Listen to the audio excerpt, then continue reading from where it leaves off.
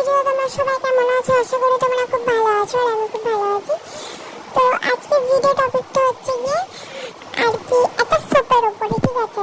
মানে এই সোপটা খুবই ভালো। তোমরা যদি তোমাদের বডিটাকে যদি ব্রাইটনিং করতে চাও তাহলে তোমরা এই সোপটাকে তোমরা অবশ্যই নিতে পারো, ঠিক আছে? এটা প্যাক অফ 2 এ আছে। আমি হচ্ছে কি এটা নিয়েছি ফ্লিপকার্ট থেকে। আর তোমরা যদি এটা প্রাইস জানতে চাও তাহলে আমাকে অবশ্যই কমেন্টে জানাতে পারো।